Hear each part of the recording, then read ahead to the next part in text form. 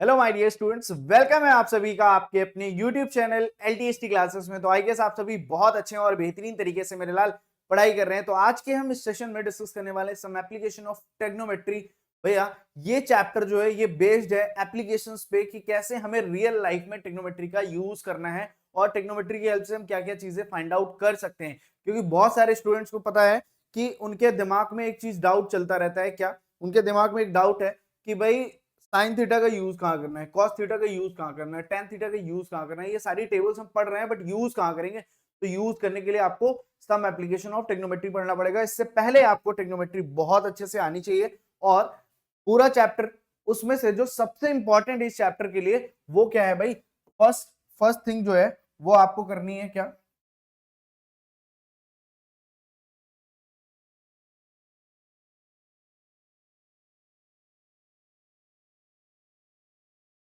Trigno table. Trigonometry की जो table हमने पढ़ी थी ना, साइन 0 की वैल्यू, साइन 30 की वैल्यू, साइन 45 की वैल्यू, साइन 60 की वैल्यू, साइन 90 की वैल्यू, सेम ऐसे ही कॉस, टेन, कॉसेक, सेक और कॉट।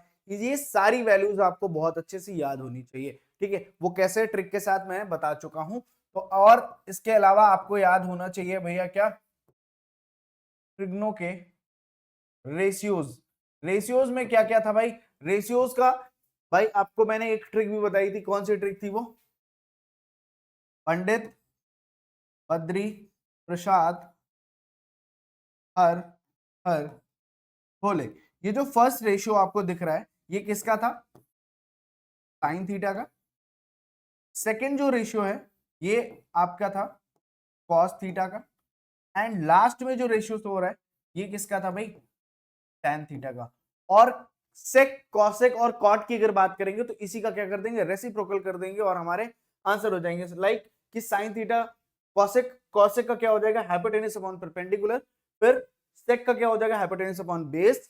और टैन क्या हो जाएगा, बेस अपॉन, कॉट का क्या होगा, बेस अपॉन परपेंडिकुलर। तो ये चीजें आपको बहुत अच्छे से तैयार होनी चाहिए, याद होनी चाहिए, एकदम फ्लुएंटली आपको चलना है, तब हम बात करेंगे। तो इस चैप्टर में जो कॉन्सेप्ट है, जो चीजें हमें पढ़नी है, एक डायग्राम के थ्रू हम समझने वाले हैं।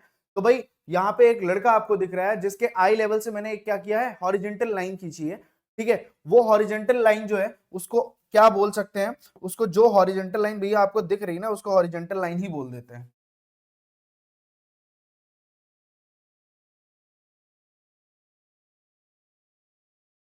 इससे कोई कंफ्यूजन ना हो, एक हॉरिजेंटल लाइन होगी जो कि हमारे आई लेवल से होगी। ठीक है, अब आप इस लड़के को क्या करना है, एक बार जो ऊपर एरोप्लेन दिख रहा है ना उसको देखना है। तो इसको दिखाने के लिए भैया हमें दिखाना पड़ेगा ना, ये खुद तो नहीं देखेगा। देख रहे हैं, ठीक है, तो थोड़ा सा और इसको थिक कर देते हैं ताकि आपको क्लियर विजिबल।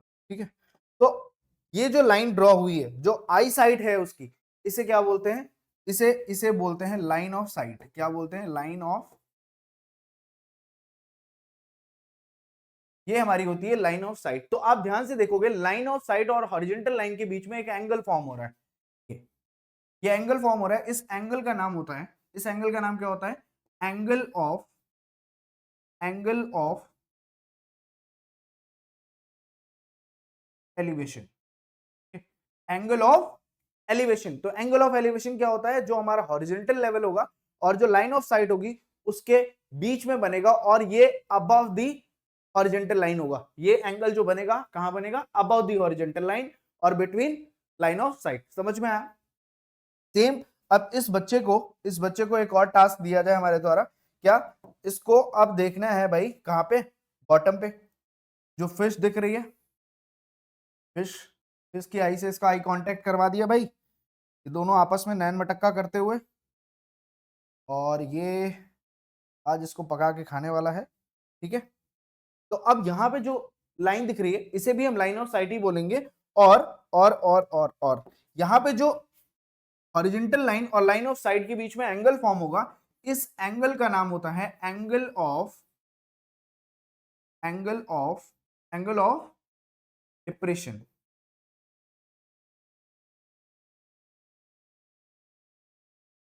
बात समझ में आई। तो एंगल ऑफ डिप्रेशन क्या होगा, हॉरिजॉन्टल लाइन और लाइन ऑफ साइट जब कहां पे होगी, हॉरिजॉन्टल लाइन से बिलो अगर एंगल बन रहा है तो उसे बोलेंगे एंगल ऑफ डिप्रेशन, और अबव द बनेगा तो उसे बोलेंगे एंगल ऑफ एलिवेशन। ठीक है, एलिवेटर एक गेम सुना है ना, एलिवेटर मतलब गेम, एलिवेटर एक गेम है, उसमें क्या होता है, एरोप्लेन उड़ता है, तो एरोप्लेन किधर उड़ता है, ऊपर उड़ता है ना, तो ऊपर मतलब अबव द ग्राउंड, फिर बिलो द ग्राउंड। फिश कहां रहती है, नॉर्मली वाटर लेवल पे रहती है, वाटर के अंदर रहती है, तो वो क्या हो गया, बिलो द ग्राउंड हो गया। तो below the ground angle of depression, above the ground angle of elevation. अब यहाँ पे एक सेम चीज और आपके पास हो जाती है, अगर मैं आपसे बात करता हूं, एक छोटी सी चीज और होती है, और उस चीज को भी मैं समझ लेता हूं और समझा देता हूं। ठीक है, ये एक हॉरिजेंटल लाइन हो गई, किससे, अब फिश देखेगी, फिश किसको देखेगी भाई, फिश देख रही है, फिश देख रही है किसको, इस लड़के की आई पे। ठीक है, जिस ये किसकी आई पे देख रहा है, लड़का देख रहा था फिश की आई पे, अब फिश क्या कर रही है, लड़के की तरफ देखती है, तो यहां पे इस लेवल से ये जो एंगल फॉर्म होगा ना, ये एंगल होगा एंगल ऑफ एलिवेशन। समझाने का मतलब क्या है कि जब सेम सेम ऑब्जेक्ट एक दूसरे को, मतलब एक ही ऑब्जेक्ट, जो दोनों ऑब्जेक्ट है ना, वो दोनों एक दूसरे को जब देखते हैं, तो एंगल ऑफ डिप्रेशन और एंगल ऑफ एलिवेशन क्या हो जाता है, सेम हो जाता है इस केस में। समझ में, इसका भी यूज है, वो हम आगे डिस्कस करेंगे। तो इतना ही सा है जो भी है चैप्टर में, angle of elevation, angle of depression, और ये जो लाइन है इसे हॉरिजेंटल लाइन बोलते हैं। तो अब क्या होगा, एलिवेशन, बिलो हॉरिजेंटल लाइन क्या होगा, क्या होगा भाई, बिलो क्या हो जाएगा, डिप्रेशन। अब छोटा सा एक और एग्जांपल लेते हैं कि हम खड़े हैं एक रोड पे, और सामने क्या है, पोल है, पोल पे एक लाइट लगी हुई है, हम लाइट को देख रहे हैं। ठीक है, तो अब यहाँ पे कंफ्यूजन क्या हो जाती है बच्चे, जो फ्लोर है ना, हमारी जो रोड है ना, उसको हॉरिजेंटल लाइन समझ लेते हैं, नहीं, वो जो लाइन ऑफ साइट है, लाइन ऑफ साइट के पॉइंट देखो कहां पे है, एक तो पोल पे होगा, पोल की लाइट में, दूसरा हमारी आई से बनेगा ना, तो जब हमारी आई से बन रहा है तो हॉरिजेंटल लाइन का जो लेवल होगा ये होगा, जहां से जिस पॉइंट पे दोनों पॉइंट अटैच्ड होंगे ना, वो टॉप पे होगा, जहां पे एंड पॉइंट इधर का आ रहा है ना, तो उससे जो हॉरिजेंटल लाइन बनेगी वो होगी हॉरिजेंटल।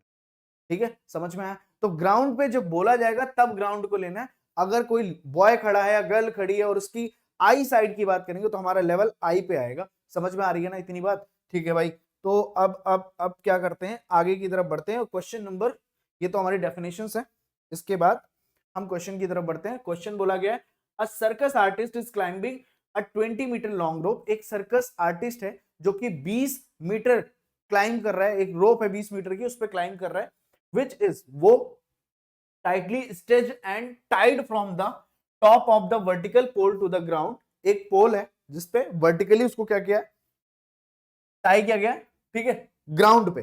पहले तो पोल पे टाई कर दिया गया, फिर ऐसे लाकर उसको ग्राउंड पे क्या कर दिया गया, टाई कर दिया गया। फिर बोला जा रहा है find the height of pole if the angle made by the rope with the ground level is 30 degree. ये इमेज आई थिंक क्लियर नहीं होगा, तो इसके लिए हम एक फटाफट से इमेज बना लेते हैं, इसमें ज्यादा टाइम ना लगे।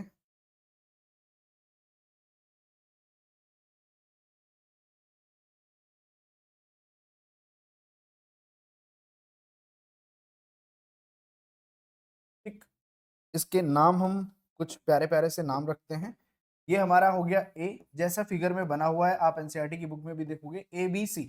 तो ए बी हमारी क्या है, हाइट ऑफ पोल हो गई। अब पोल पे यहाँ पे ये स्ट्रिंग टाइटली क्या कर दी गई, स्ट्रेच कर दी गई, ठीक है, और सी पे क्या कर दी गई, इसको टाई कर दिया गया। ठीक है, दोनों पे, यहाँ पे ए पे टाई किया गया और यहाँ पे सी पे स्ट्रेच करके क्या कर दिया गया, टाइट कर दिया गया। समझ में आ गई बात। अब इसकी इसकी लेंथ आपको गिवन है कितनी, 20 मीटर। ये आपको एच मीटर लेट कर लेनी है और फाइंड कर लेना है। तो अब इसमें क्वेश्चन में समझना ये है कि हमें इसमें कौन सी जो वैल्यू है वो लगानी है, यहाँ पे कौन सा रेशियो लगने वाला है, साइन का, कॉस का, टेन का। तो आप देखो ये दोनों की दोनों साइड क्या रिलेशन शो कर रही है। ये साइड कौन सी है, ये हमारी क्या हो गई, ये हमारी कौन सी है, हाइपोटेनस, और ये क्या है, परपेंडिकुलर। क्यों, क्योंकि एंगल ये फॉर्म हो रहा है, ये एंगल कितना है, 30 डिग्री का, यहाँ पे 90 डिग्री। तो यहां से ये परपेंडिकुलर, ये हाइपोटेनस, तो परपेंडिकुलर हाइपोटेनस किस केस में आता है, साइन के केस में आता है। तो अभी यहाँ पे क्या करना है, let let AB be the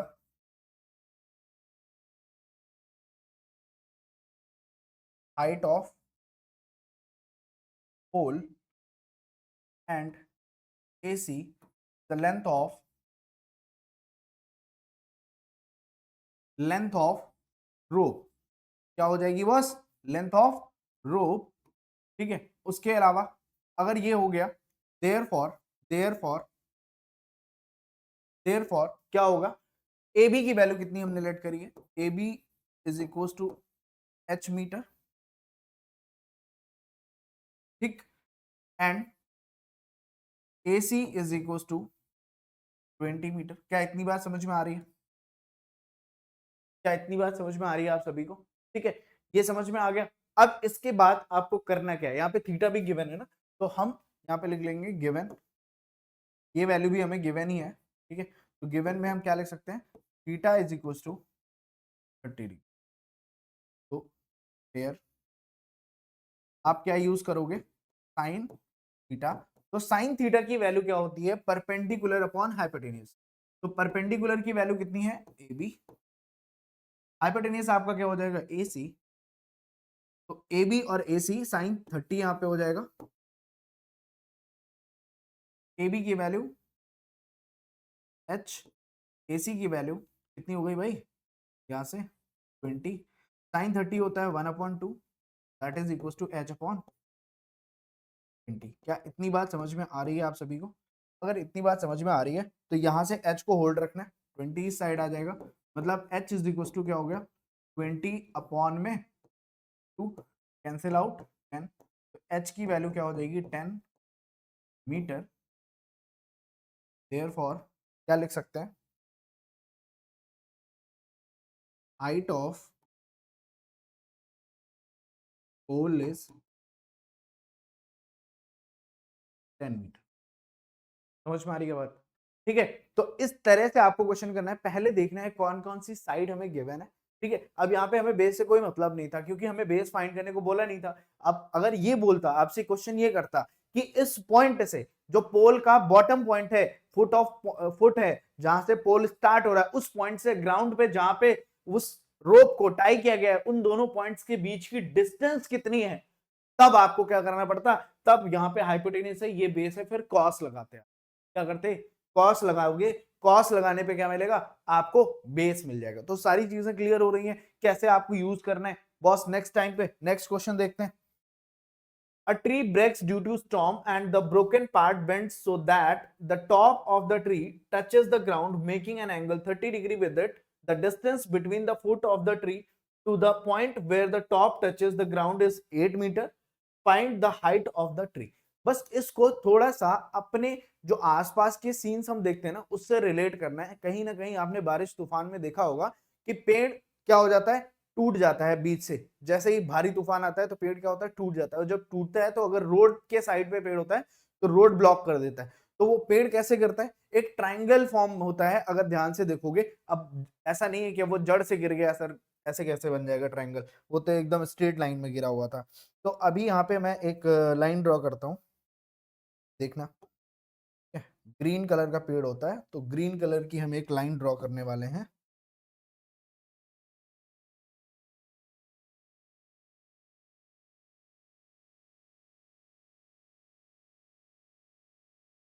ठीक है,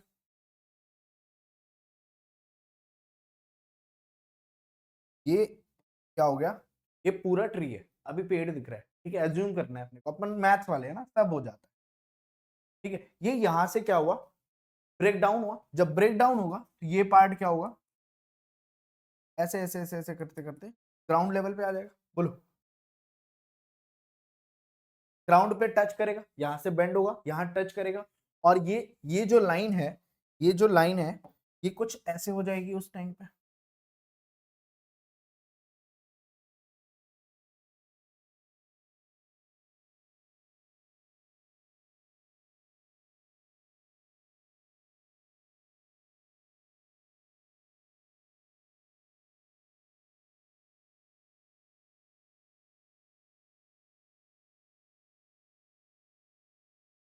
ठीक है, तो एक और इसमें हम लाइन ड्रॉ कर लेते हैं फटाफट से, क्योंकि ग्राउंड लेवल को इंडिकेट करेगा।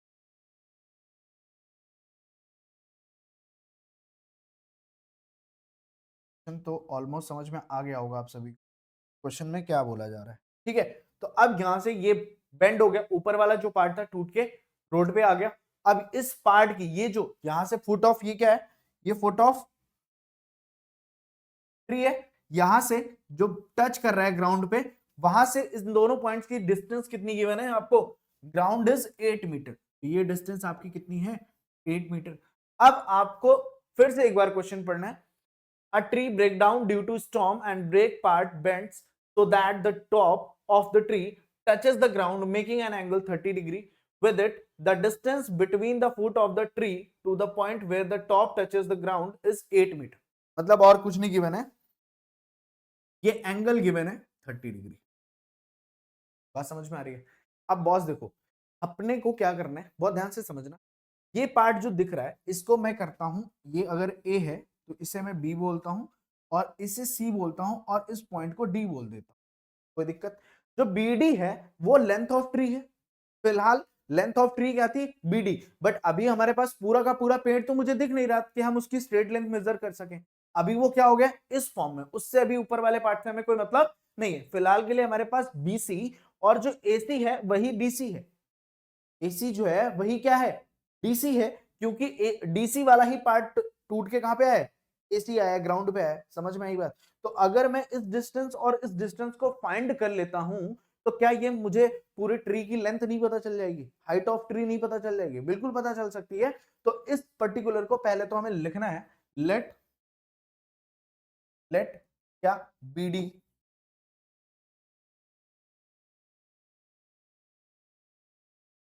BD be the height of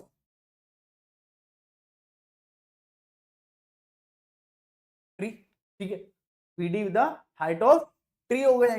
और क्या करना है, एंड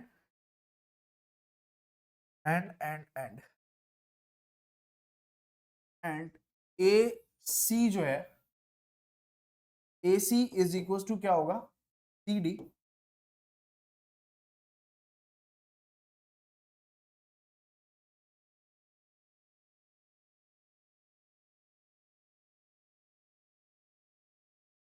ब्रोकन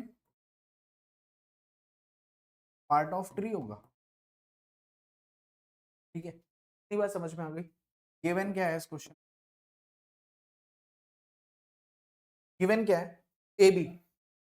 हालांकि हमें गिवन पहले लिखना है, A B is equal to 8 metre. क्या बात समझ में आ रही है, ए बी कितनी गिवन है, 8 मीटर, एंड थीटा जो है वो कितना गिवन है, 30 डिग्री। समझ में आ रहा है। तो अब कौन से ट्राइंगल में हम यूज कर रहे हैं, in triangle A B C, in triangle A B C.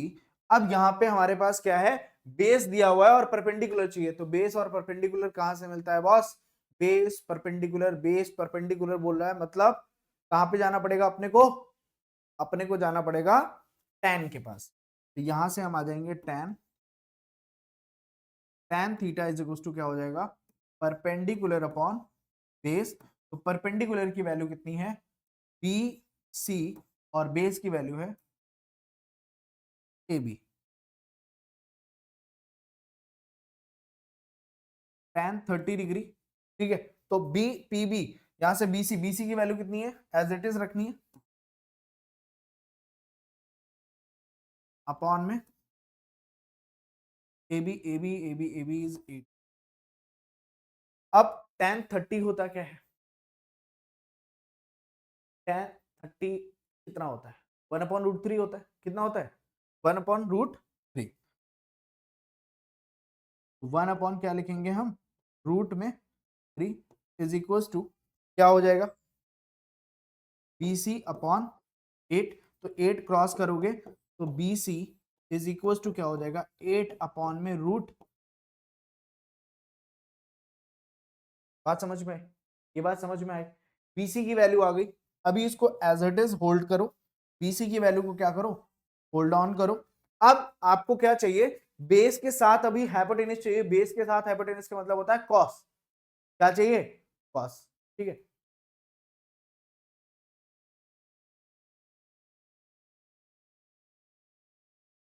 Cos theta is equal to क्या हो जाएगा, बेस अपॉन हाइपोटेन्यूज। ठीक, तो cos थीटा, थीटा की वैल्यू कितनी हो जाएगी यहाँ से, cos 30, that is base, base इसमें क्या होगा ए बी, और हाइपोटेन्यूज आपकी क्या रहेगी ए सी। ए बी की वैल्यू 8 अपॉन में ए सी, और cos 30 की वैल्यू कितनी होती है, cos 30 इज √3/2, है ना। तो यहाँ से √3 अपॉन क्या हो जाएगा 2 हो जाएगा। क्या इतनी दिक्कत, यहाँ तक कोई दिक्कत। यहाँ से आप क्या करोगे, एसी को साइडवेज लेते हैं, एसी आ गया, ठीक है, एसी इधर आया तो 2 इस साइड गया, 8 इंटू कितना हो गया 2 अपॉन में क्या हो गया √3। क्या यहाँ तक कोई दिक्कत। तो इसी को मैं क्या AC is equal to 16 upon √3 नहीं लिख सकता हूँ, बोलोगे बिल्कुल लिख सकते हैं सर, इतना लिख सकता हूँ। तो अब ये जो हमारी फर्स्ट आई है और ये जो हमारी सेकंड आई है, इन दोनों को अगर ऐड कर देंगे भाई, BC, BC ये वाला पार्ट हुआ, AC आपका ये वाला पार्ट हुआ, इसी को स्ट्रेट कर देंगे तो हमारी लेंथ ऑफ ट्री आ जाएगी ना। यहां पे हम क्या लिख सकते हैं,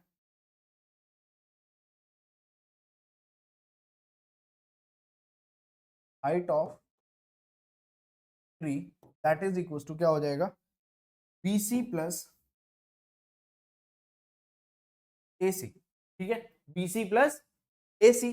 तो BC प्लस AC करने का मतलब है BC की वैल्यू कितनी है 8 अपॉन में √3 प्लस, फिर यहां से क्या हो जाएगा 16 अपॉन में √3, दोनों को एड ऑन कर लेंगे तो √3 कॉमन, ऊपर 16 प्लस 8 करेंगे 24, ठीक है।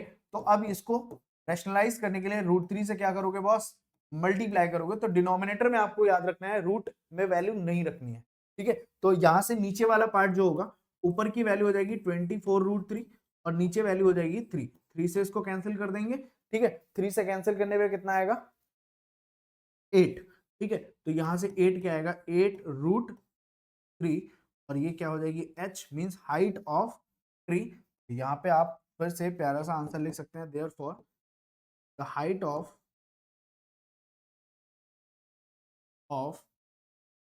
Tree is 8 √3।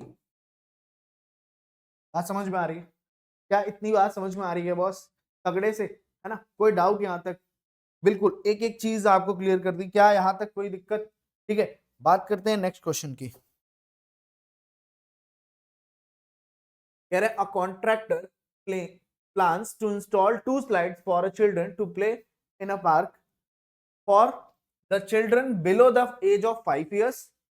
She prefers to have slide whose top is at height of 1.5 meter and is inclined at an angle of 30 degree, ठीक है। जो below the age क्या है, below the 5 years है, छोटे बच्चे हैं, उनकी जो हाइट है, जो स्लाइड बनेगी उसकी जो हाइट बनेगी वो कितनी बनेगी 1.5। तो ऐसे बात करने से कोई मतलब नहीं है, इसको मैं फटाफट से ड्रॉ करता हूं और फिर बात करते हैं। तो जैसे छोटे बच्चों की एक ये स्लाइड बन गई,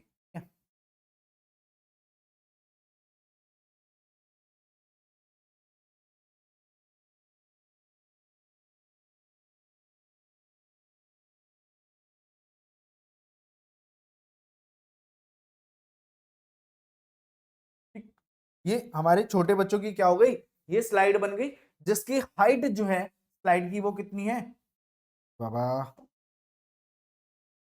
स्लाइड की हाइट जो है वो कितनी है 1.5 मीटर, ठीक है, ये हाइट हो गई, ठीक है। और ये कितना इंक्लाइंड है, ये इंक्लाइंड कितना है भैया, इंक्लाइंड एंगल कितना बोला गया, inclined at angle of 30 degree, ये 30 डिग्री एंगल पे इंक्लाइंड है। ये किस बच्चे के लिए है, जो बिलो 5 इयर्स है, ठीक है।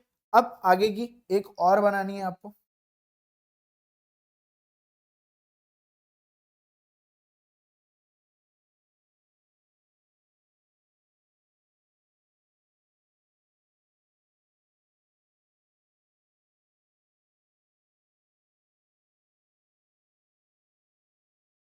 अब सेकंड वाली जो है, ठीक है, क्या बोला, whereas the elder children see want to have a steep slide at a height of 3 metre and inclined at angle of 60 degree. भैया ये इसकी हाइट कितनी हो जाएगी, इसकी हाइट हो जाएगी 3 मीटर और इसका जो एंगल होगा वो होगा 60 डिग्री, क्योंकि बड़े बच्चे उसके अकॉर्डिंग बनाया गया, ठीक है।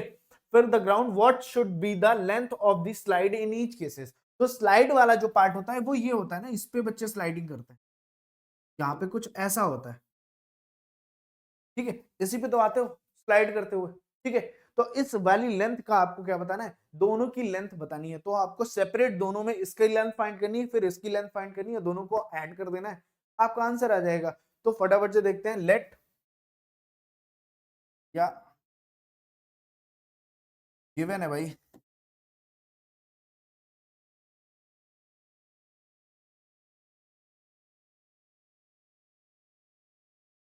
हाइट ऑफ स्लाइड 1, ठीक है। स्लाइड 1 की हाइट कितनी है, स्लाइड 1 की हाइट कितनी है भाई, 1.5 मीटर, ठीक। फिर height of slide 2 that is 3 metre, same. थीटा कितना होगा यहाँ पे 30 डिग्री, और यहाँ पे थीटा की वैल्यू कितनी है 60 डिग्री। बात समझ में आ रही है, ठीक है। नेमिंग कर लेते हैं, A B C P Q और आर, बस, ठीक है। तो for slide 1 which is below 5 years, किनके लिए है, बिलो 5 ईयर जो स्टूडेंट्स हैं उनके लिए है। तो वहां पे यहाँ पे हमें क्या करना है भैया, ये वाली होगी, हमें चाहिए क्या, ये perpendicular hypotenuse, perpendicular hypotenuse, perpendicular hypotenuse किस में आता है, साइन में आता है। तो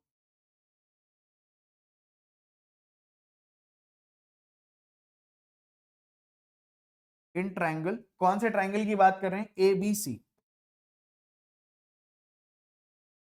sine theta is equal to perpendicular upon hypotenuse. तो परपेंडिकुलर की value A B, hypotenuse is A C, right. तो साइन क्या है यहाँ पे, sine 30 degree that is A B, A B की वैल्यू गिवन है 1.5 अपॉन में ए सी, यहां से ये वैल्यू क्या हो जाएगी 1/2 होगा, 1/2 that is equal to 1.5 upon A C. तो अब यहां से ए सी को इस साइड और 2 को इधर मल्टीप्लाई कर देंगे बॉस, कर दें। तो ए सी इज इक्वल टू क्या हो जाएगा, ए सी साइड आया 2 इस साइड मल्टीप्लाई होगा, 1.5 इंटू 2 करेंगे तो that is 3 metre. A C is equal to क्या हो गया, समझ में, ठीक। अब सिमिलरली आपको करना है स्लाइड 2 के लिए, तो यहां पे फॉर स्लाइड 2, इसमें क्या था, किसके लिए भाई, एल्डर चिल्ड्रन के लिए।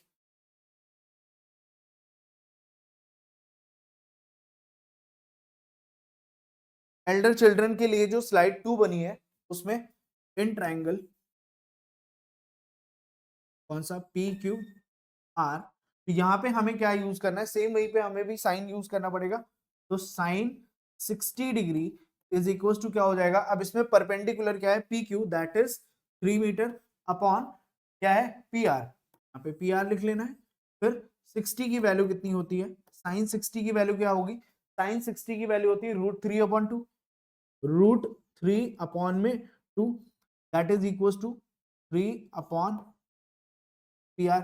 तो पी आर इस साइड आ जाएगा, ठीक है, यहां से देखना पी आर को हम √3 के पास भेज देंगे, तो पी आर तो इस साइड होल्ड हो गया, बट √3 रुका नहीं, 3 के साथ मल्टीप्लाई में आ जाएगा 2 अपॉन में हो जाएगा √3।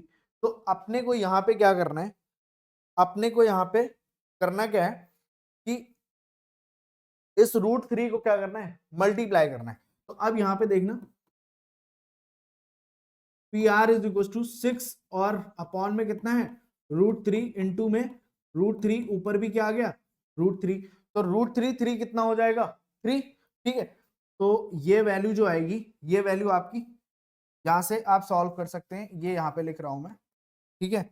√6 इंटू ये 6 हो गया, साथ में √3 रहेगा, अपॉन में क्या आ जाएगा 3, 3 से इसको कैंसिल किया, पी आर की वैल्यू क्या आ गई 2√3। ठीक है, कितना आ जाएगा, पी आर की वैल्यू कितनी आ गई 2√3 मीटर। बात समझ में आ रही है। पी आर की वैल्यू आ गई, एसी की वैल्यू आ गई, दोनों की वैल्यू आ गई। टोटल लेंथ ऑफ स्लाइड आपको बतानी है तो आप कहीं पे भी लिख सकते हैं। अब यहाँ पे मुझे तो थोड़ा सा लिखना ही पड़ेगा क्योंकि अब यहाँ लिख लेते हैं टोटल लेंथ ऑफ स्लाइड।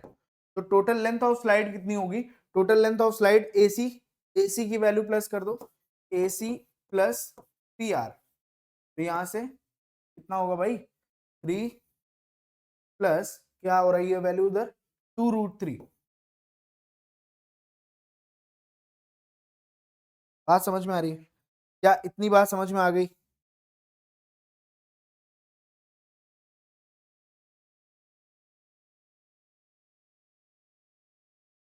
ठीक है, 3 + 2√3 अगर दोनों की पूछा तो 3 + 2√3। ठीक है, पूछा क्या गया, अच्छा ईच केसेस में पूछा गया है। तो यहां से आपकी जो फर्स्ट स्लाइड का हो गया, स्लाइड 1 की ये रही क्या, ये, और स्लाइड 2 की जो लेंथ है वो ये रही। तो मतलब हमें ये चीज समझ में आ गया कि इस तरह से हम क्वेश्चन कर सकते हैं। इन केस अगर आपसे पूछता कि टोटल लेंथ ऑफ क्या है तो आप दोनों को क्या कर देना है, ऐड कर देना है, बस। समझ में आया बात, बात समझ में आ गई। ठीक है, चलो नेक्स्ट देखते हैं। The angle of elevation of the top of a tower from a point on the ground which is 30 meter away from the foot of the tower is 30 degree. Find the height of the tower. तो अब ये question जो है ना, ये तो आसान सा क्वेश्चन आ गया आपका। ठीक है, देखो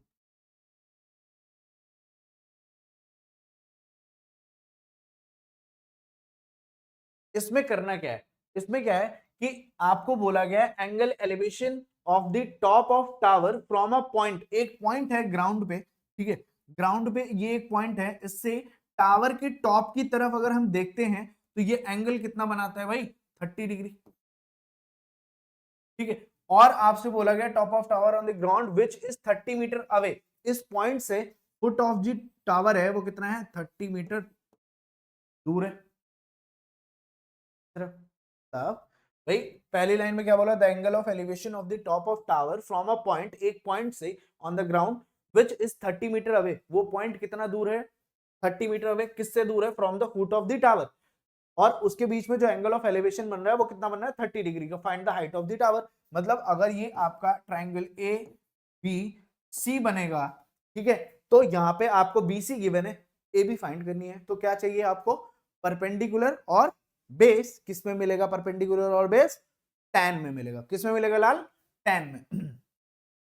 late A C A B be the height of A B be the height of A B be the height of tower and and BC is the distance, BC be the distance of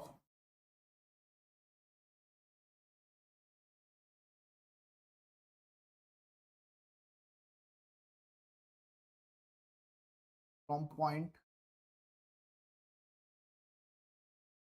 and to the foot of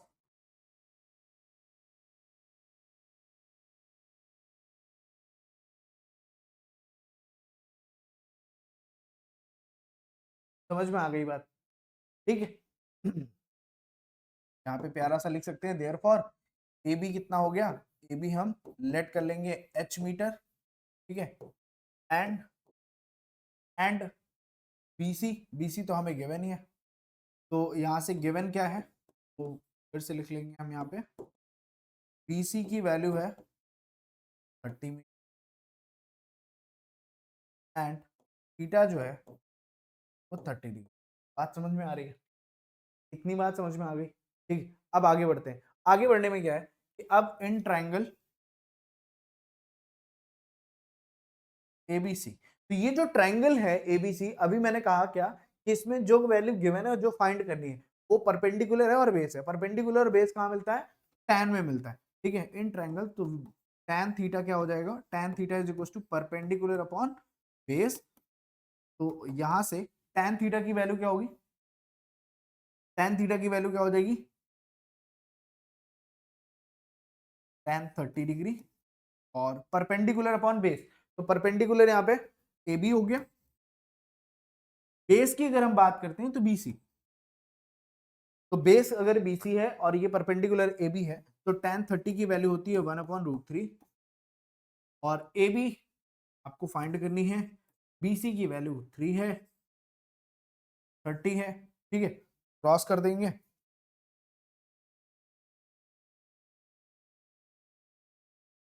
फिर से बोलूंगा, root denominator में आपको नहीं रखना है, तो 30/√3 multiply by √3, ऊपर भी √3, तो 30/√3 हो जाएगा, डिनोमिनेटर में 3, इसको कैंसिल करेंगे 10, यहाँ से 10√3 मीटर, ये क्या हो जाएगी, height of tower.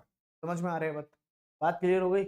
Height of tower कितनी आएगी बॉस, अपनी हाइट ऑफ टावर आएगी 10√3 मीटर। बात समझ में आ रही है, आगे बढ़े, आगे बढ़ते हैं।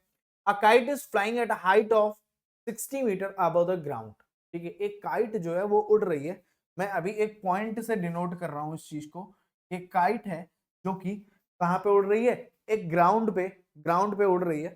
फिर ठीक है, ग्राउंड लेवल से, सपोज ये हमारा जो लेवल है, ये ग्राउंड लेवल बना लेते हैं हम फटाफट से।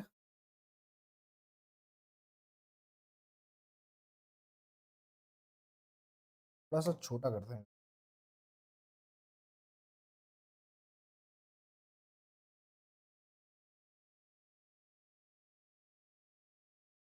ठीक, ग्रीन ग्रीन सा हमारा क्या हो गया, ग्राउंड लेवल। एक काइट यहाँ पे उड़ रही है और इसकी जो इस ग्राउंड से डिस्टेंस है वो कितनी होगी, 60 मीटर। ठीक है, the string attach to the kite is temporarily tied to a point on the ground, the inclination of the string with the ground is 60 degree. मतलब इससे एक पॉइंट है, ये जो स्ट्रिंग है इसको क्या किया गया है, ग्राउंड पे क्या कर दिया गया, टाइटली इसको बांध दिया गया। फिर इसका inclination string with the ground is 60 degree, मतलब ग्राउंड से इस एंगल, ये जो एंगल बन रहा है ये है 60 डिग्री। ठीक है, find the length of the string assuming that there is no slack in the string. मतलब कि स्लैक, जब आप पतंग को उड़ाते हैं तो वहां पे आपको थोड़ा सा स्लैक दिखता है, डाउन रहती है वो, ठीक है, कर्व में होती है। बट इसमें बोला गया है कोई स्लैक नहीं है, कोई झोल नहीं है, सीधी स्ट्रेट लाइन है। आपको यहां से यहां तक की डिस्टेंस बतानी है, जिसमें से ये वाली जो डिस्टेंस है ये आपको क्वेश्चन में गिवन है, कितनी है ये, 60 मीटर है। हाँ, ठीक है, यहाँ पे अपनी काइट जो है वो उड़ रही है, समझ रहे हो मेरी बात को, समझ रहे हो, और इसको ग्राउंड पे यहाँ पे क्या कर दिया गया है, टाई कर दिया गया। तो इस पॉइंट को मैं लेट कर लेता हूँ ए, इसको लेट करता हूँ बी, और इसको लेट करता हूँ सी। तो आप ध्यान से देखोगे ये एंगल 60 डिग्री है, यहाँ पे ये परपेंडिकुलर लाइन हो गई इसकी, ये क्या हो गया, हाइपोटेन्यूज। तो परपेंडिकुलर हाइपोटेन्यूज किस केस में मिलेगा बॉस, परपेंडिकुलर हाइपोटेन्यूज किस में मिलता है, साइन में मिलता है। तो अब यहाँ पे आपको क्या करना है, लेट कौन सी भैया है, A C be the length of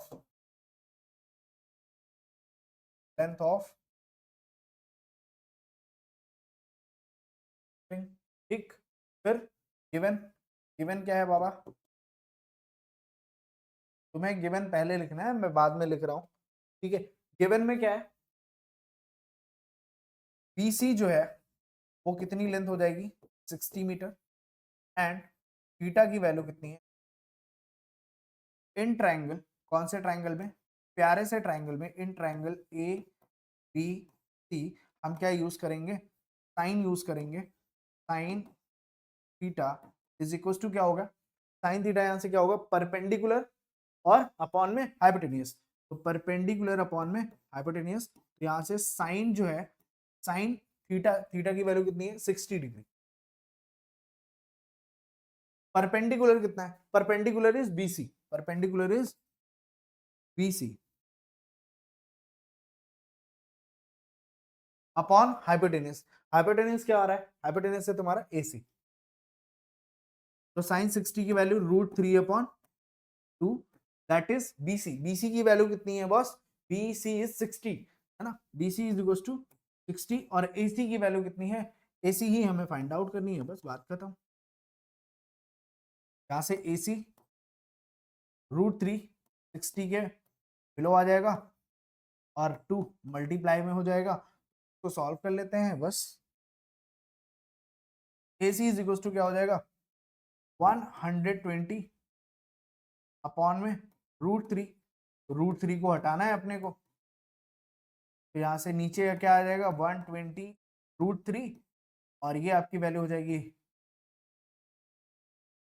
3 से इसको कैंसिल करोगे 40, क्या आएगा? 40 √3 साथ में फिर ये हो गई आपकी लेंथ ऑफ स्ट्रिंग। तो यहाँ पे आप लिख लोगे therefore length of string is 40 √3। बात समझ में आई क्या? इतनी बात समझ में आ गई आप सभी को? लाला, इतनी बात सबको समझ में आ गई? ठीक है, आगे बढ़े, क्वेश्चन नंबर 6 की तरफ बढ़ते हैं। तो क्वेश्चन नंबर जो 6 है उसमें क्या बोला गया है? क्वेश्चन नंबर 6 में बोला गया है a 1.5 metre tall boy is standing at some distance from a 30 metre tall building. ठीक है, एक टॉल बिल्डिंग है, ठीक है। दोनों चीजें इसमें बनानी पड़ेंगी भाई।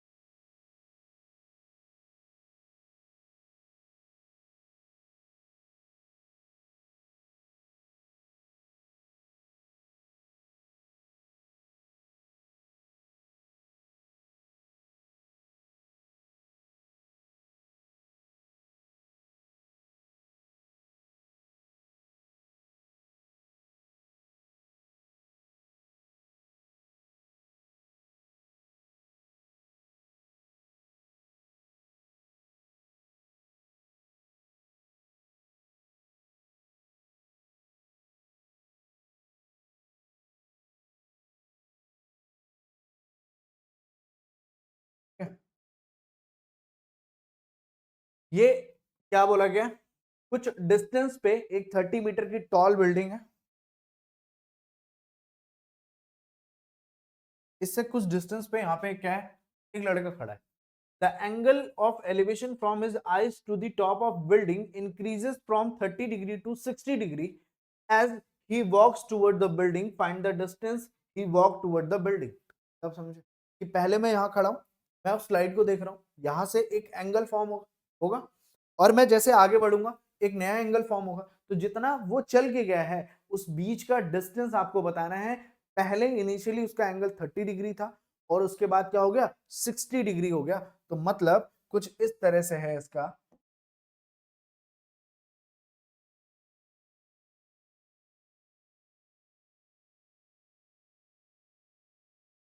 अब देखो इस केस में एक चीज और बनेगी, तो एक सेकेंड,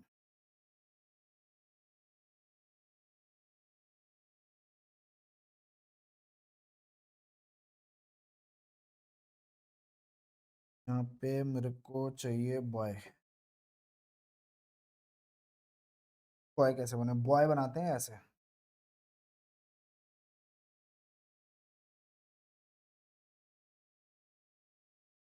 ये है बॉय।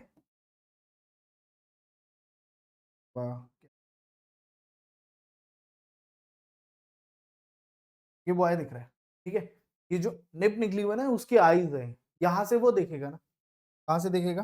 यहां से देखेगा। तो यहां से ये जो लाइन ज्वाइन होगी, ठीक है, ये लाइन ज्वाइन होगी यहाँ पे जो है, ठीक है।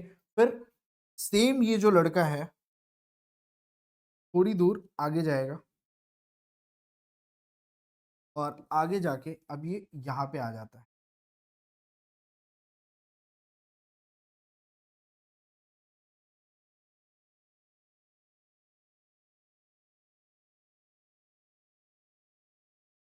अब यहां से वो क्या कर रहा है? टॉप ऑफ बिल्डिंग को देख रहा है। तो अब जो ग्राउंड लेवल है ना, ये लाइन नहीं रहेगी, ये लाइन नहीं रहेगी। जो हॉरिजेंटल लाइन की मैं बात कर रहा था वो कौन सी लाइन हो जाएगी, ये हो जाएगी हॉरिजेंटल लाइन, ये हो गई, ठीक है। अब यहाँ पे आपको इस बॉय की हाइट दी हुई है, मतलब ये कितने मीटर का है, 1.5 मीटर की हाइट है इसकी, ठीक है, 1.5 मीटर की हाइट है। तो अब आपको यहाँ पे जो वैल्यू फाइंड करनी है, तो बिल्डिंग की जो हाइट मिल रही थी वो 30 नहीं मिलेगी, अब 30 में आपका ये पोर्शन जो है 1.5 वाला, ये क्या करना पड़ेगा, आपको कैंसिल करना पड़ेगा, हटाना पड़ेगा। तो ये टोटल जो लेंथ है, ये टोटल लेंथ कितनी थी, 1 पॉइंट, टोटल लेंथ थी 30 मीटर। बट यहां से सिर्फ यहां तक की अगर हम बात करेंगे तो ये लेंथ कितनी हो जाएगी, इसमें से माइनस करने पे 28.5 होगी। बात समझ में, क्या बात समझ में, इतनी बात समझ में आ रही है, ठीक है, ओके। लेट का नाम लिखते हैं, क्यू, और यहां से, ठीक है, पी क्यू आर, ये बार इधर,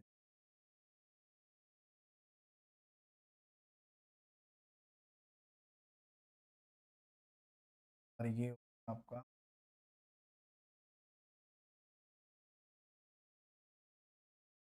ठीक है, समझ में आ रही है बात, इतनी बात समझ में आ गई। अब ध्यान से देखना, जो हमारी पी क्यू है वो हाइट ऑफ बिल्डिंग है, क्या है, बहुत ध्यान से समझ, let P Q be the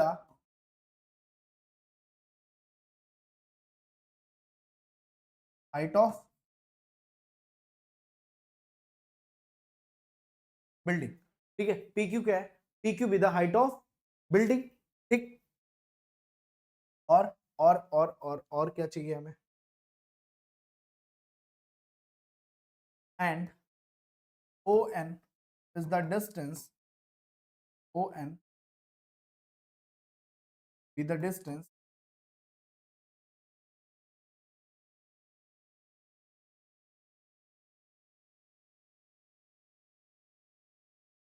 travelled by, इतनी बात समझ में, ठीक। अब बात समझ में आ गई।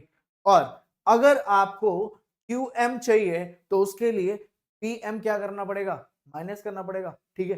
तो क्यू एम अगर चाहिए, ठीक है, तो क्या करना पड़ेगा हमें, गिवन में ले लो भाई, गिवन में क्या है, हाइट गिवन है किसकी, हाइट ऑफ बॉय,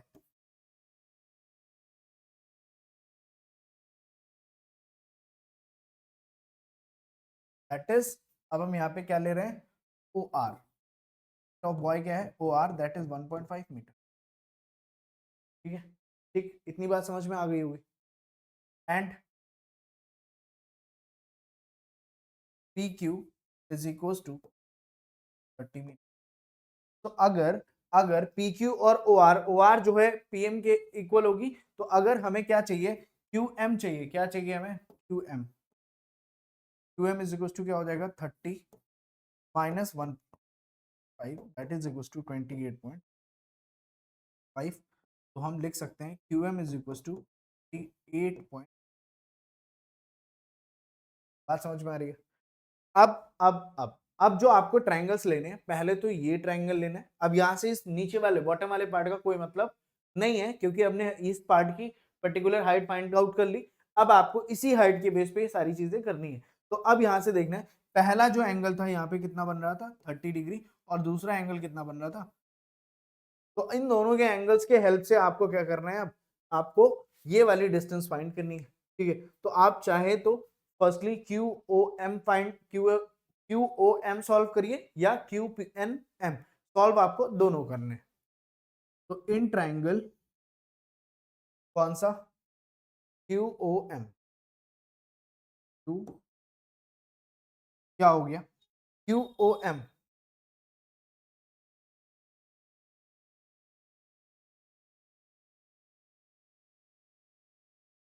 क्या यूज होगा भाई, यहाँ पे हमें बेस चाहिए, परपेंडिकुलर दिया है, बेस और परपेंडिकुलर, बेस और परपेंडिकुलर tan में होता है, tan theta is equal to कितना है, tan theta is equal to कितना हो जाएगा, base perpendicular upon base.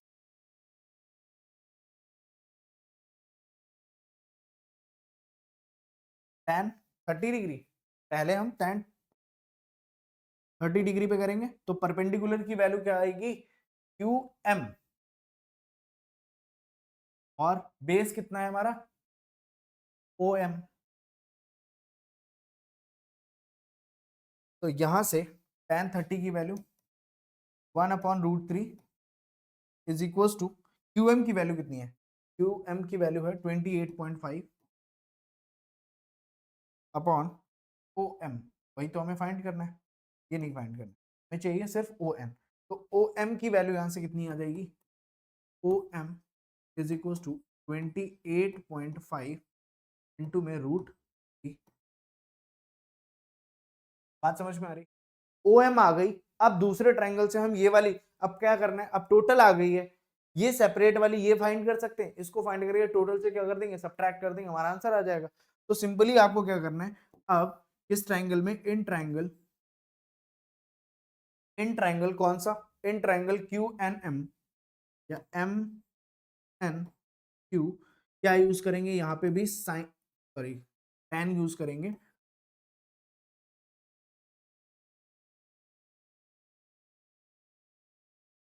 tan theta जो है वो क्या होगा आपका, परपेंडिकुलर अपॉन बेस। तो यहाँ पे बॉस परपेंडिकुलर क्या होगा, इस केस में परपेंडिकुलर तो सेम ही रहेगा ना भाई, परपेंडिकुलर की वैल्यू क्या आ जाएगी, तो यहाँ पे आप लिख सकते हो tan 60 इज इक्वल टू 28.5 लिख लेंगे। और बेस जो है अब एन एम है, N M as it is लिख लो, कोई दिक्कत यहां तक नहीं होनी चाहिए। अब इसके बाद आपको क्या करना है, tan 60 की वैल्यू आपने पुट करी कितनी, √3 इज इक्वल टू 28.5 अपॉन में एन। तो यहां से एन एम इस साइड आएगा, √3 इस साइड में आ जाएगा, तो 28 एन एम जो है वो क्या होगा, 28.5 अपॉन में रूट में 3। तो मल्टीप्लाई कर देंगे दोनों साइड में हम किससे, √3 से, तो √3 हो जाएगा, ठीक है। और ये क्या कैंसिल आउट हो रही है, हाँ कैंसिल आउट भी हो जा रही है, तो मतलब हम कर सकते हैं इसको। तो यहाँ से एन एम की जो वैल्यू आएगी वो आ जाएगी 28.5 √3 अपॉन में 3। 3 से इसको कैंसिल करेंगे, 3 9 जा 27 पॉइंट में 3 5 जा 15, ठीक है। तो 9 पॉइंट क्या आ जाएगा, 5 √3। एन एम की वैल्यू क्या आई है, 9.5 रूट में 3 मीटर।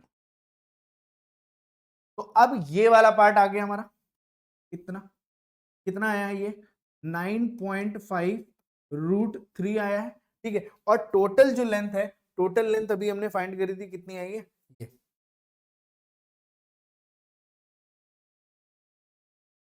28.5 रूट इतनी आई है। तो इस वाली से इसको क्या करना है, सब्ट्रैक्ट कर देना है, आंसर आ जाना है, ठीक है। तो आपको जो चाहिए तो उसको थोड़ा सा सेपरेट करके लिखने के लिए, अब या तो हम नेक्स्ट पेज पे चलें, तो नेक्स्ट पेज पे ही चलना पड़ेगा बॉस। तो फिर मुझे इस फिगर की जरूरत पड़ेगी, क्या चाहिए अपने को, ओ एन चाहिए। O N is equal to क्या होगा, ओ एन अगर हमें चाहिए तो O M minus N M, O M minus का ओ एन हो जाएगा। तो यहाँ से 28.5 √3 माइनस का 9.5 √3 करेंगे, तो 5 से 5 माइनस हो गया, 28 से करेंगे तो 19 का आ जाएगा, 9 √3 मीटर ओ एन। तो जो बॉय है उसने जो ट्रेवल किया है ना, पाथ जो ट्रेवल किया है, उसकी लेंथ जितना उसने पार्ट ट्रेवल किया है, वो ये पार्ट जो आएगा, ये क्या आएगा, ये वाला पार्ट, इसकी वैल्यू कितनी है, 19 रूट, समझ में आ गई बात,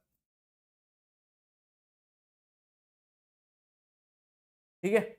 बात समझ में आ गई, तो इस तरह से आपको क्वेश्चन करना है। नेक्स्ट क्वेश्चन देखते हैं।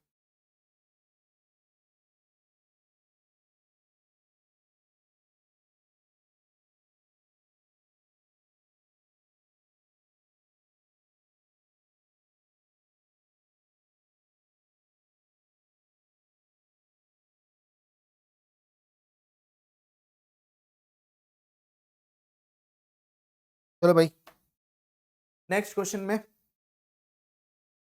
नेक्स्ट क्वेश्चन क्या है? From a point on the ground the angles of elevation of the bottom and the top of the transmission tower fixed at the top of 20-meter high building are 45 degree and 60 degree respectively. Find the height of the tower.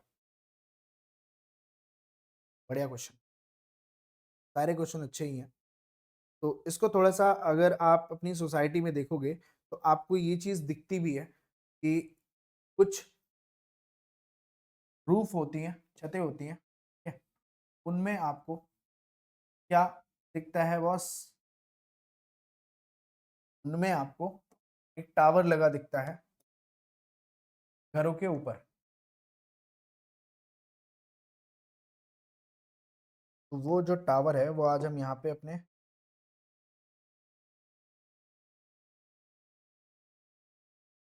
पास लगाने वाले हैं।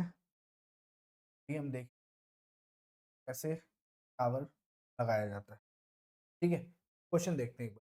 कह रहे हैं एक point है ground से, अब इसका ग्राउंड भी बनाना पड़ेगा भाई हमें, एक ग्राउंड बनाना पड़ेगा। तो ग्राउंड बनाने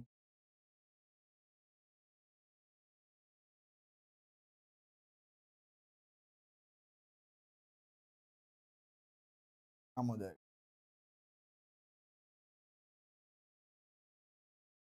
ठीक है? तो यहाँ से ये हमारा ग्राउंड हो जाएगा। अब क्या करना है, अब ध्यान से देखना, इस ग्राउंड के पॉइंट पे, ये जो पॉइंट है ना ग्राउंड पे, इस पॉइंट से अब ये हमारे पास बिल्डिंग है, बिल्डिंग के ऊपर ट्रांसमिशन टावर है। तो एक बार टावर को देखना है और एक बार उस टावर के फुट पे देखना है। फुट मतलब पैर, यहाँ पे,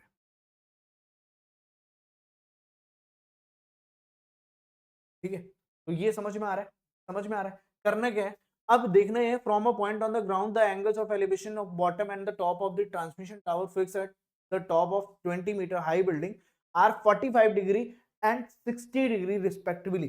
मतलब ये वाला जो एंगल है ये कितना है? ये वाला जो एंगल है, ये बड़ा वाला जो एंगल दिख रहा है दैट इज 60 डिग्री। लिखते हैं,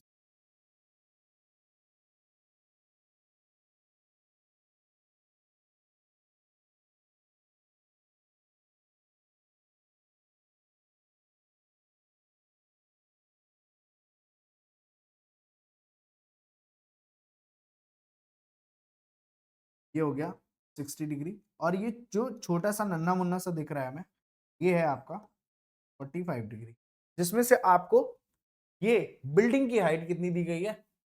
20 मीटर। और आपसे पूछा क्या गया है? हाइट ऑफ द टावर, आपको ये बताना है।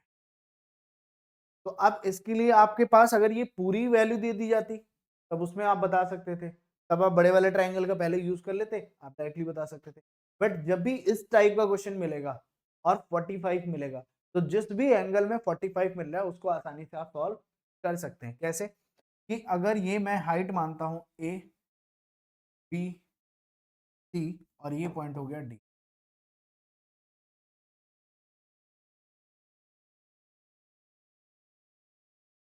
गिवन लिखते हैं, बहुत हो गया। गिवन क्या क्या गिवन है? हाइट ऑफ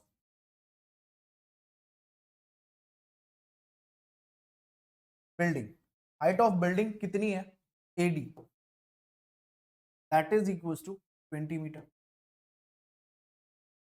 ठीक है? एंगल्स गिवन है, थीटा गिवन है, theta is equal to 45 degree and 60 degree respectively,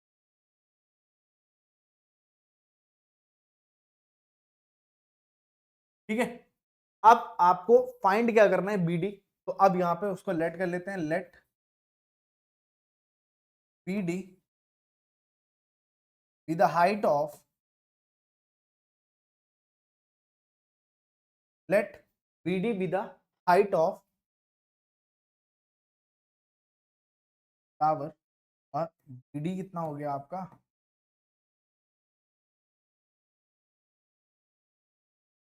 बात समझ में आ रही है?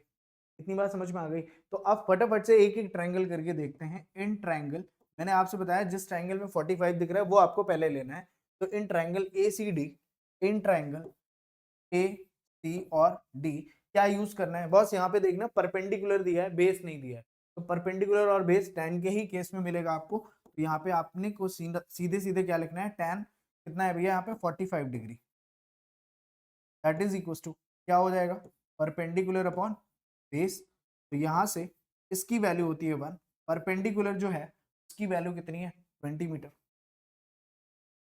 बेस एज इट इज लिख लो, ठीक है,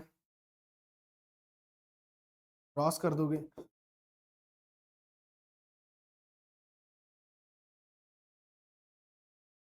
एसी क्या हो जाएगा 20 मीटर। बात समझ में आई। अब अपने पास क्या है, ये वैल्यू आ गई कितनी, अब ये वैल्यू गिवन होने से इतना बेनिफिट होगा हमारा कि हम ये स्ट्रेट जब परपेंडिकुलर बड़े वाले ट्रायंगल में आएंगे तो बेस दिया हुआ है, परपेंडिकुलर फाइंड कर लेंगे, पूरी परपेंडिकुलर में से बेस की वैल्यू जो हमारा बिल्डिंग की हाइट है वो माइनस कर देंगे, टावर की हाइट आ जाएगी, ठीक है। तो अब सेम काम हमें करना है किसके लिए, इन ट्रायंगल, कौन से, इन ट्रायंगल कौन सा भैया, एबीसी, tan यहाँ पे कितना है 60 डिग्री, होगा क्या, परपेंडिकुलर अपॉन बेस, तो √3 हो जाएगी, परपेंडिकुलर की वैल्यू एज इट इज लिख लो बी ए बी, है ना, और डिवाइड में क्या आ जाएगा, बेस, बेस की वैल्यू है ए सी, तो √3 और ए सी की वैल्यू इस साइड आएगी, यहां से हो जाएगा 20 और ये हो गया ए बी। बोलो समझ में आ रहा है, कितना समझ में आ रहा होगा। अब ए बी को भी टू पार्ट्स में हम ब्रेक कर सकते हैं, A B is what A D plus B D, है ना, √3, ये 20 √3 हो गया, is equal to A B को क्या लिख सकते हैं, A B is A D plus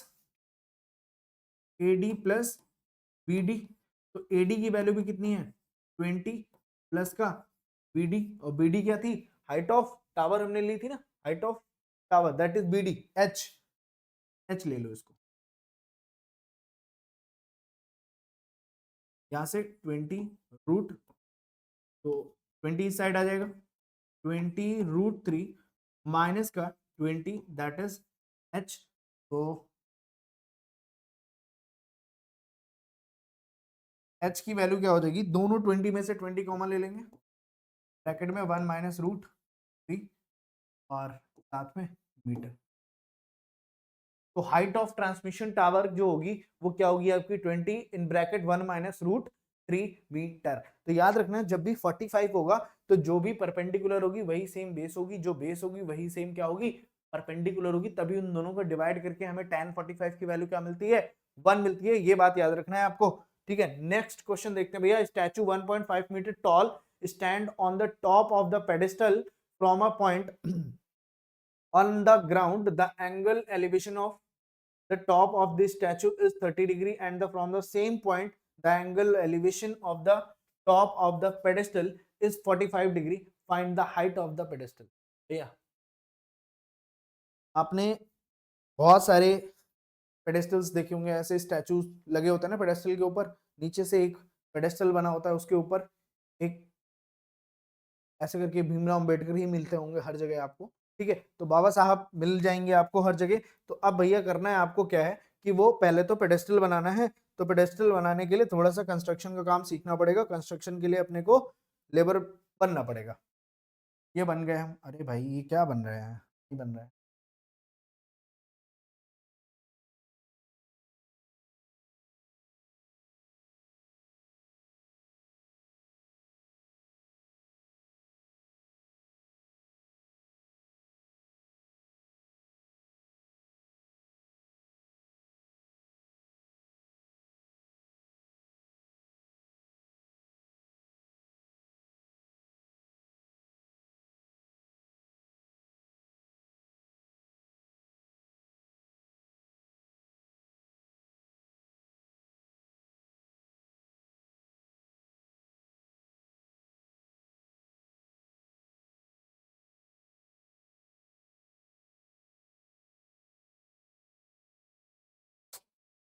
ये बहुत गंदा काम लगता है।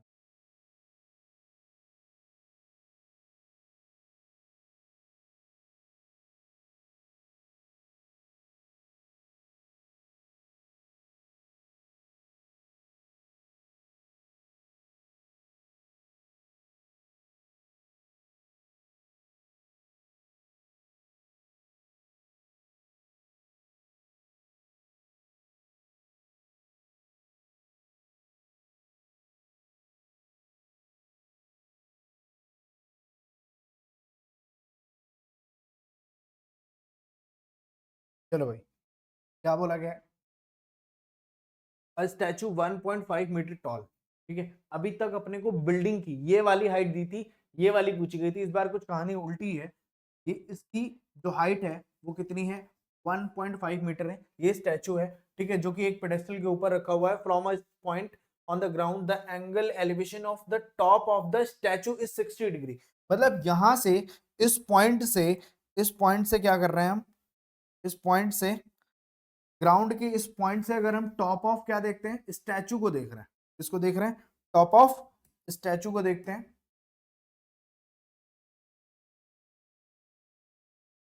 ठीक, फिर तो यहाँ पे जो एंगल फॉर्म होगा, ये एंगल कितना फॉर्म हो रहा है? 60 डिग्री का। कितना? ये एंगल कितना फॉर्म हो रहा है? 60 डिग्री का। सेम प्लेस से, सेम ही प्लेस से भैया, उसी प्रॉपर जिस जगह पे हम खड़े थे, उसी पॉइंट से हम क्या करते हैं? अब टॉप ऑफ बिल्डिंग पेडेस्टल पे देखते हैं। ठीक है, किस पे देख रहे हैं? टॉप ऑफ पेडेस्टल पे देखेंगे तो यहाँ पे, यहाँ पे, यहाँ पे, यहाँ पे, यहाँ पे जो एंगल बन रहा है वो कितना बन रहा है भाई? बन रहा था भाई 60 डिग्री, 45 डिग्री। तो यहां से अपने पास जो एंगल फॉर्म हो रहा है वो कितना हो रहा है? 45 डिग्री का बन रहा है। ठीक है, तो अब ये हाइट मुझे नहीं पता है, तो हम एच लेट करेंगे। ठीक है, ये वाली हाइट भी हमें नहीं पता है, तो इसको भी हमें क्या लेट करना पड़ेगा?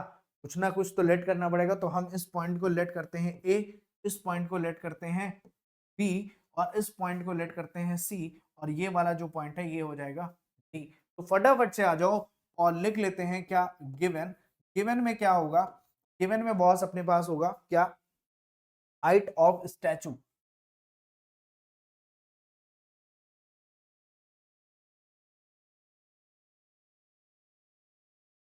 हाइट ऑफ स्टैचू कितनी है भाई? आपकी डीसी हो जाएगी। डीसी इज इक्वल टू कितना है? 1.5 मीटर, सॉरी 6 है।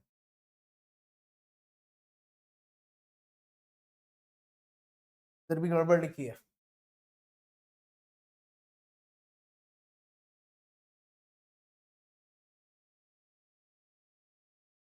ठीक है,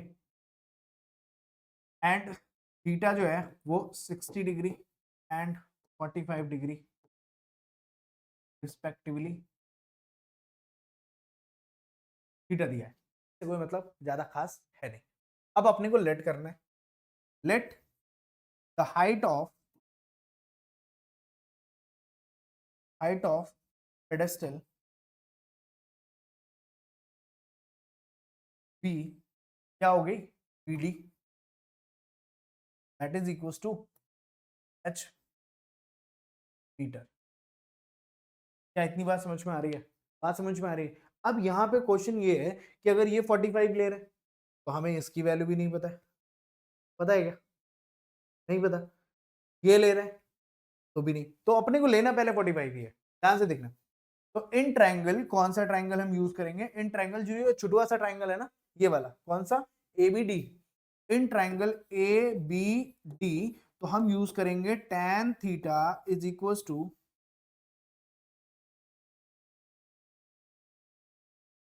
tan थीटा की वैल्यू क्या होगी? tan थीटा की वैल्यू होगी यहां से h और परपेंडिकुलर अपॉन बेस लिखते हैं पहले।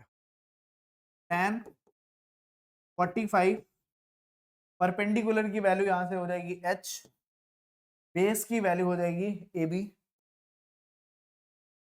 और tan 45 तो बहुत प्यार से इतने दिन से सीख रहे हैं तो पता चल गया है, h ये हो गया ए बी। तो यहां से h इज इक्वल टू क्या हो जाएगा? A B. क्या इतनी बात समझ में आ गई? फर्स्ट वाले से बस यही इतना पता चलेगा कि इसकी वैल्यू भी कितनी है। बात समझ में आ रही है? अब एच ही तो फाइंड करना है आपको। अब इन ट्रायंगल, कौन सा? इन ट्रायंगल ए बी सी क्या चाहिए अपने को? यहाँ पे भी हमें क्या चाहिए? tan, और एंगल क्या रहेगा यहाँ पे? 60 डिग्री रहेगा। कोई दिक्कत नहीं, लिख लेते हैं। परपेंडिकुलर इज बी सी और बेस इज ए बी। तो tan 60 इज √3। बीसी की वैल्यू में 1.6 प्लस एच लिख सकते हैं।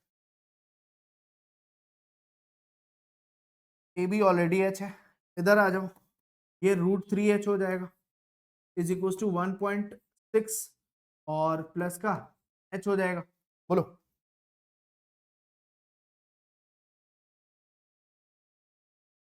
ठीक। तो 1.6 √3h, h पहले इस साइड लेकर आ जाओ, h और ये वैल्यू काम करते हैं,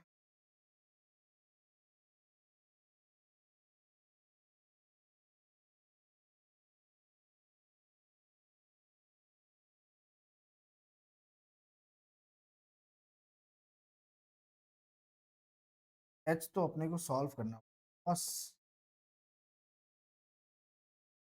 बोथ साइड स्क्वायर कर दें,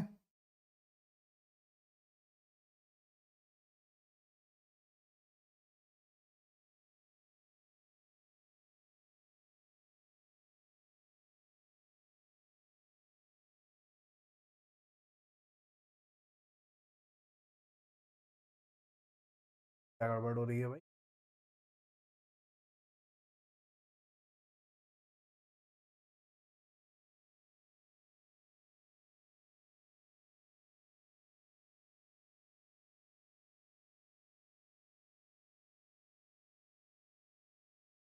माइनस का h हो जाएगा दैट इज इक्वल टू 0.6, दोनों में से कॉमन तो मिल नहीं रहा है, √3 के प्लेस पे अगर 3 होता तो बात बन सकती थी हमारी, में कॉमन कैसे लिया जाए भाई? कुछ गड़बड़ हुई है, कुछ तो गड़बड़ हुई है। tan 60 दैट इज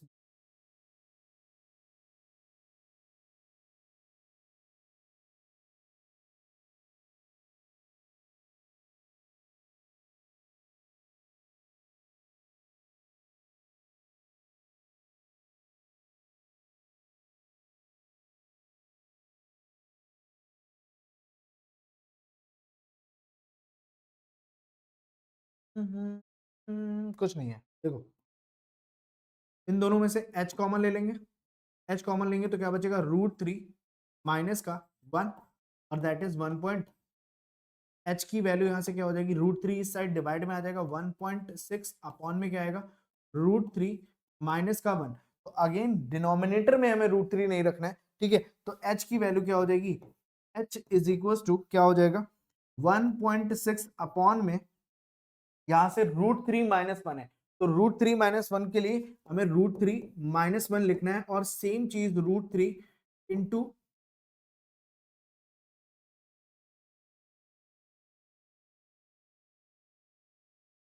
ठीक है।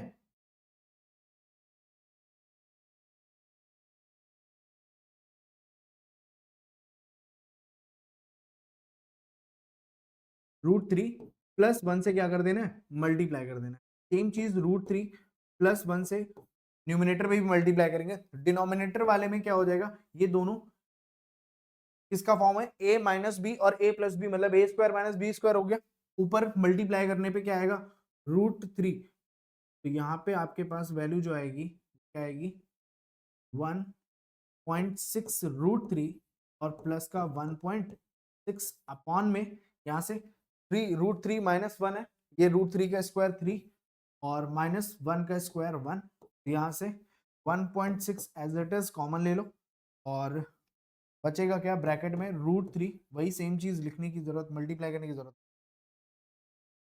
√3 प्लस 1 और अपॉन में यहाँ से 3 माइनस 1 क्या हो जाएगा 2, इसको कैंसिल करोगे तो 0 पॉइंट क्या आएगा 8, तो यहाँ से आपका जो आंसर आएगा 0.8 √3 प्लस 1, ये क्या होगी हाइट ऑफ, ठीक है। बात समझ में आ रही है क्या? इतनी है बात समझ में आ रही है भाई? ठीक है, ये बात अगर समझ में आ गई तो अब जो है वो हमें करना है नेक्स्ट क्लास में कौन से क्वेश्चन हम करेंगे, क्वेश्चन नंबर 9 to 15। तो उसके लिए आपको करनी है मेहनत, पढ़ते रहो मस्त रहो, बाकी जो भी पीडीएफ है वो टेलीग्राम ग्रुप में शेयर की जाएंगी और मिलते हैं नेक्स्ट क्लास में, तब तक के लिए ऑल द बेस्ट।